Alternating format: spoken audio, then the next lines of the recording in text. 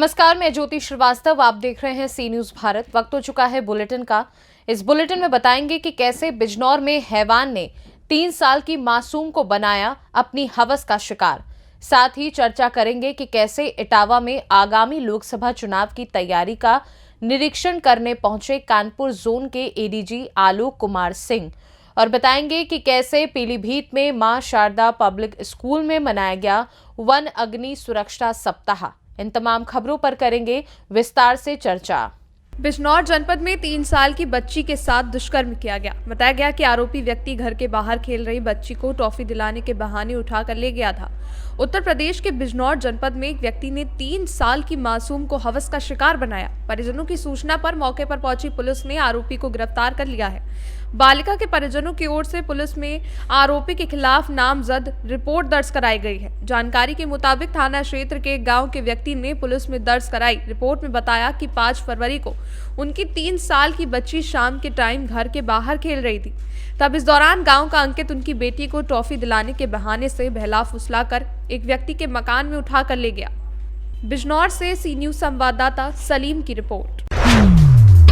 खबर बदायूं से है, जहां कैलाश सत्यार्थी चिल्ड्रन फाउंडेशन नई दिल्ली के सहयोग से संचालित प्रोजेक्ट एक्सेस टू जस्टिस कार्यक्रम को संचालित करने वाली संस्था काशी समाज शिक्षा विकास संस्थान बदायूं द्वारा शहरी बेघर आश्रय गृह बदायूं पर 1 दिवसीय प्रशिक्षण मुद्दे बाल विवाह, बाल श्रम, बाल तस्करी एवं बाल यौन शोषण पर प्रभारी रेलवे सुरक्षा बल बदायूं श्री संदीप कुमार भारती की अध्यक्षता में वॉलेंटियर प्रशिक्षण उझानी कादर चौक ब्लॉक का संपन्न हुआ, जिसमें संचालक प्रोजेक्ट मैनेजर गौरव शंकधार द्वारा मुख्य अतिथि प्रभारी रेलवे सुरक्षा बल बदायूं श्री संदीप कुमार भारती और sub inspector Bhimrao RPF Badaun का राजेश कुमार ने बैच लगाकर अभिवादन कर स्वागत किया।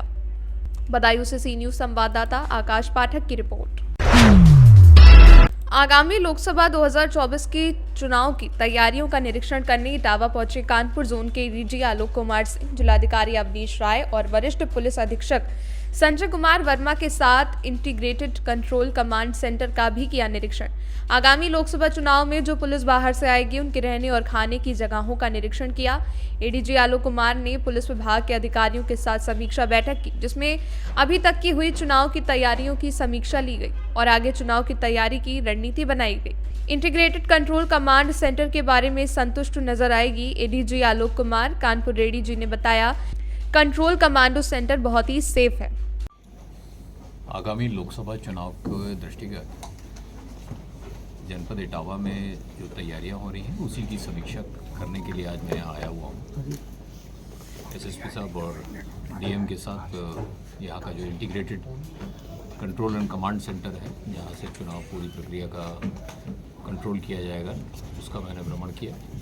उसके साथ साथ एक जो क्रिटिकल पोलिंग सेंटर है उसको भी जाकर देखा गया, वहाँ की क्रिटिकलिटी के क्या कारण थे और पूर्व के वर्षों में इस बार उसको क्यों चिन्हित किया गया है और उसमें क्या किस तरह का सिक्योरिटी प्लान रहेगा, उसके बारे में समीक्षा की गई।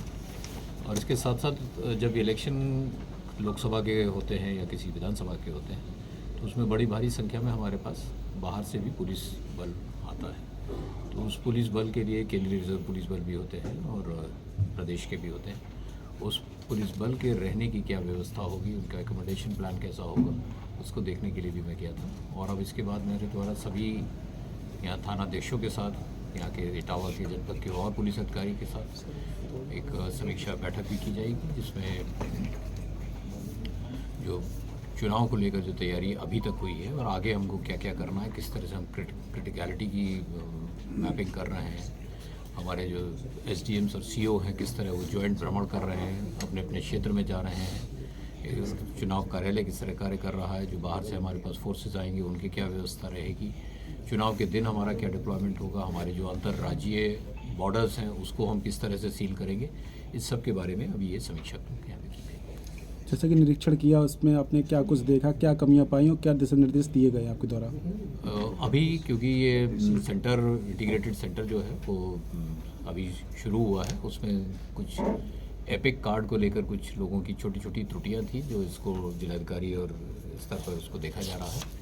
तो कहीं टाइपिंग मिस्टेक है या नाम कुछ गलत हो गया है, तो वो कंट्रोल रूम वहाँ से फंक्शन कर रहा है। उसमें एक 1950 करके नंबर है जिस पे लोग अपनी अपनी बात कह रहे हैं। उसका समय के साथ साथ जो है जो निस्तारण है वो भी हो रहा है। क्रिटिकल सेंटर जो है वो अपने आप में ठीक है, अच्छा बना हुआ है और पूरी तरह से सेफ है। इटावा से सी न्यूज संवाददाता आशीष की रिपोर्ट। खबर मैनपुरी से है, जहां अपर पुलिस महानिदेशक आगरा जॉन द्वारा पुलिस लाइन में एक मीटिंग की गई, जिसमें अपराधों पर समीक्षा व क्राइम की समीक्षा व मुकदमा आदि का निस्तारण और वांछित अभियुक्तियों की गिरफ्तारी के लिए आवश्यक निर्देश दिए। इसके पश्चात सैनिक सम्मेलन किया गया। उसके बाद अपर महानिदेशक ने police line Mainpuri association Uttar Pradesh के कार्यालय का उद्घाटन किया गया। उसके बाद पुलिस पेंशनर्स के साथ एक गोष्ठी की गई और उनकी समस्याओं का निस्तारण के लिए आवश्यक निर्देश दिए गए। वहीं व्यापारियों के लिए उनकी समस्याओं को चुना गया और समस्याओं का निस्तारण करने के लिए उससे संबंधित लोगों को आवश्यक निर्देश दिए। कुछ निकला जी, ये वार्षिक निरीक्षण के क्रम में मैं यहाँ आज मैनपुरी में पहुँची हूँ और एनुअल इंस्पेक्शन होता है जो एडीजी कार्यालय द्वारा एडीजी द्वारा किया जाना होता है। उसी वार्षिक निरीक्षण को आज मैनपुरी में किया जा रहा है। 2 दिन का ये वार्षिक निरीक्षण है, जिसमें आज मैंने पुलिस कार्यालय का निरीक्षण किया है, एसपी कार्यालय का, और अपराध की समीक्षा की है और सैनिक सम्मेलन किया गया है कर्मचारियों के साथ। इसके अलावा पेंशनर्स के साथ भी यहाँ पर वार्ता की गई है। व्यापार मंडल और जनप्रतिनिधियों से भी वार्ता की गई है।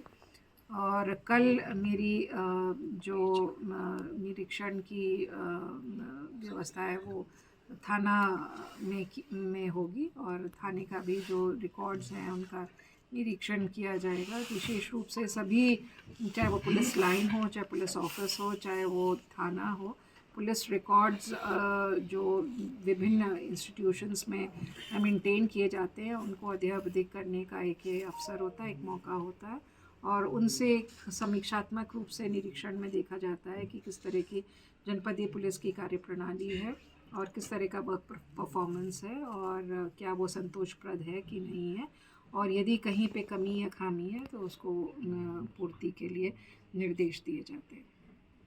मिशन जागृति में मैनपुरी को अच्छा स्थान प्राप्त हुआ है, किस तरीके की एक्टिविटी रही है, कितना जी अच्छा मिशन जागृति हमने 1 नवंबर 2023 से शुरू की थी और 20 जनवरी तक ही हमने एक डायरेक्ट इंटरवेंशन फेज़ 1 के तहत किया है, जिसमें जनपद मैनपुरी ने बहुत अच्छा सराहनीय काम किया। इनके पास 24 सक्सेस स्टोरीज़ इस दौरान आई हैं और लगातार आती जा रही हैं। अभी हम फेज़ 2 ऑफ ऑपरेशन जागृति में हैं, जिसमें उसकी सस्टेनेबिलिटी के लिए हम एक पूरी SOP तैयार की गई है कि किन किन ओकेजन्स पे ऑपरेशन जागृति के कार्यक्रम चालू रखे जाएंगे और सोशल मीडिया के माध्यम से इनका किस तरह से प्रचार प्रसार किया जाएगा।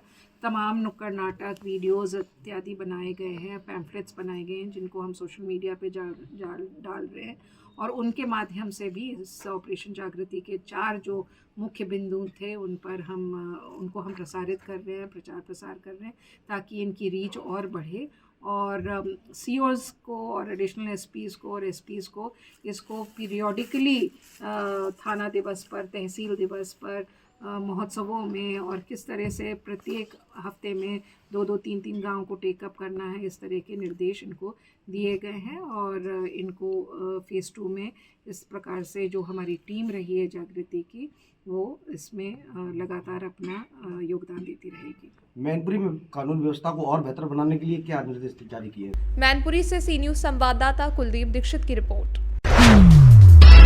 मंगलवार को यूपी के सीमांत बग्गा चौवन के मां शारदा पब्लिक स्कूल में वन अग्नि सुरक्षा सप्ताह वर्ष मनाया गया, जिसमें कार्यक्रम की मुख्य अतिथि संचिता वर्मा, प्रभाग्य वन अधिकारी सुरई और वन क्षेत्र का स्टाफ और बग्गा क्षेत्र के ग्रामवासी और विद्यालय के अध्यापक और विद्यार्थी मौजूद रहे।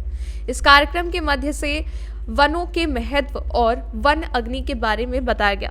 वन अग्नि रोकथाम के लिए बताया गया। निबंध प्रतियोगिता का भी आयोजन किया गया। इसमें शामिल प्रतिभागियों को सम्मानित किया गया। कार्यक्रम में मुख्य रूप से संचित वर्मा, उप प्रभागीय वन अधिकारी सतीश चंद्र रिखाड़ी, उप वन क्षेत्राधिकारी लालाराम, नईम अली, नेतराम आदि लोग उपस्थित रहे। सुरई रेंज के अंतर्गत आज हमने बग्गा चौवन ग्राउंड में जिसमें हमें उपप्रभागीय वनाधिकारी प्रतिमा संचिता वर्मा और सुरई रेंज का पूरा स्टाफ वन क्षेत्राधिकारी राजेंद्र सिंह मंडाल से सभी लोग यहाँ पर उपस्थित हैं। और हमारा जो ये विद्यालय है शारदा माँ पब्लिक स्कूल, इस विद्यालय में हमने गोष्ठी एवं चित्रकला एवं निबंध प्रतियोगिता का आयोजन किया है, जिसमें क्षेत्र के कई गणमान्य व्यक्ति भी शामिल हुए हैं। बच्चों के द्वारा निबंध प्रतियोगिता एवं चित्रकला प्रतियोगिता में प्रतिभाग किया गया है और उनको पुरस्कार भी दिए गए हैं।